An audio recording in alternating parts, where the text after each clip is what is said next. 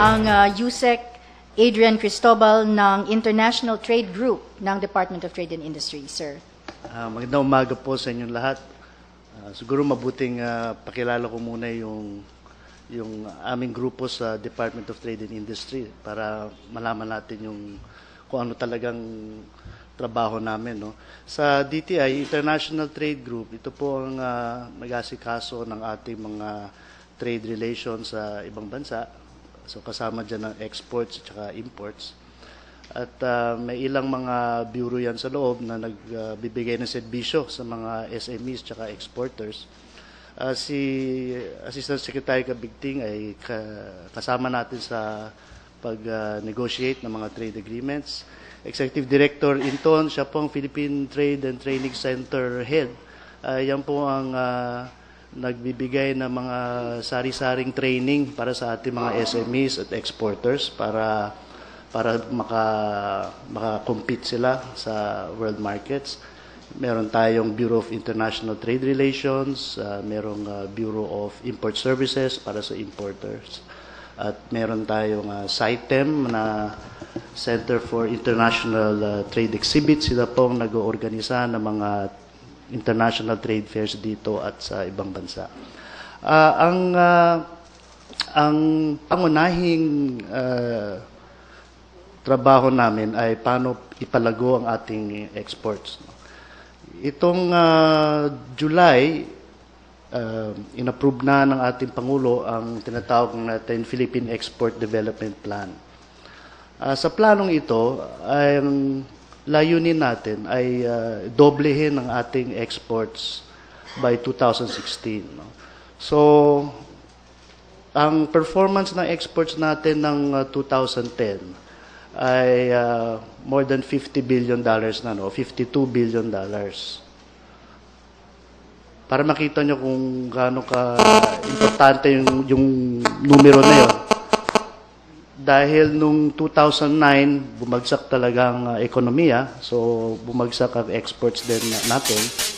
So, naka-recover tayo ng 2010. So, that's the same amount as 2008. So, nakabawi na tayo.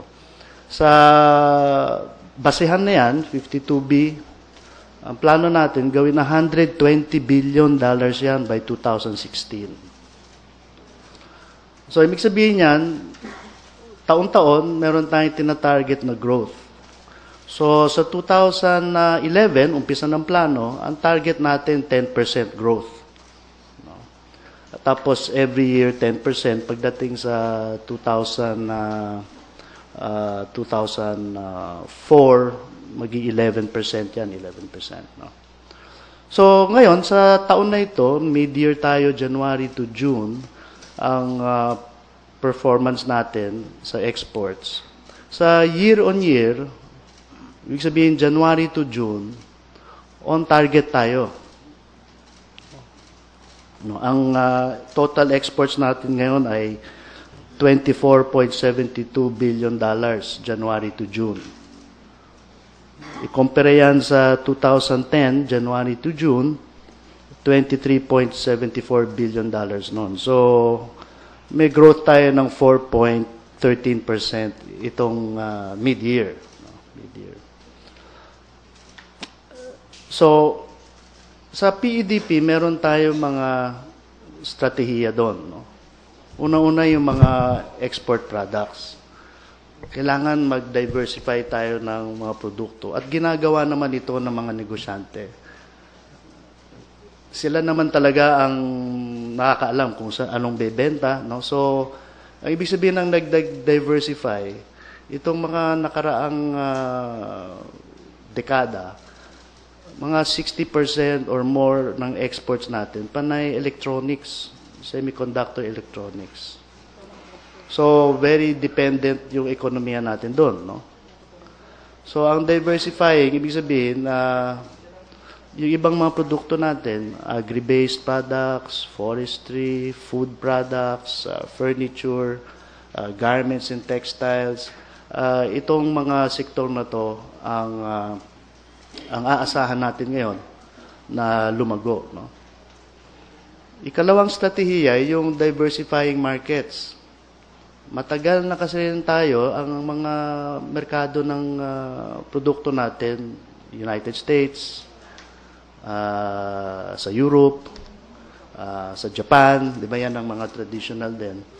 So yung diversifying markets, kailangan makapasok tayo sa China, at least mag-expand pa tayo, no? China, ASEAN, sa India, Australia, yung mga emerging markets na tinatawag.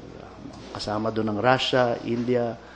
So, yun ang pangalawang strategy natin. Yung ikatlo, yung promotion strategy natin, kailangan mas focus, mas strategic. Attend tayo ng international fair abroad, dadali natin na exporters natin, o organize tayo dito. Tulad ditong darating October, may Manila Fame, mga niyan, home style yun, home furnishings, furniture. So, nag-iimbita tayo ng mga buyers dyan. No? At yung DTI, meron namang 32 commercial offices abroad, mga trade attaches. Sila naman ang ating parang marketing salespeople. No? Yun. So, baka nakita nyo na yung mga datos nung itong June. No? Naramdaman natin yung pagbagal ng takbo ng ekonomiya sa US at EU. Nararamdaman ng export sector yung impact ng mga problema nila doon. No? So kung titingnan nyo yung exports natin ng June lang, yung buwan lang na June, bumaba ng mga 10%. No? June lang yon. Pero kung titingnan nyo January to June, up pa rin tayo. 4.13%. No? So, bakit bumaba yan? Alam natin yung nangyari sa Japan. No? Yung earthquake, tsunami crisis doon. So, ang apektado talaga doon, yung electronics industry natin. Yung pag-slow down sa US, electronics din ang may malaking impact. Diba? Tsaka Europe. Pero, ang nakikita ng sektor ng electronics at pati automotive, pipick up na yung Japan sa kanilang recovery. So itong second semester, third quarter, fourth quarter, plus may peak demand kayo sa fourth quarter for electronic products. So magpipick up naman yung industry na yan.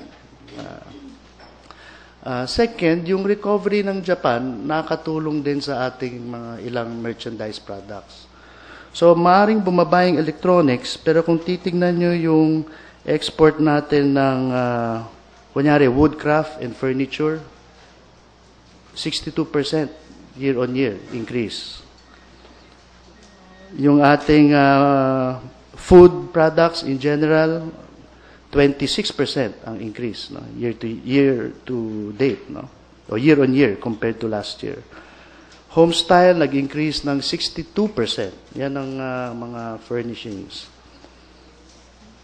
So on the agri side, the agri-resource coconut products year to date increased ng 48% compared to January to June last year.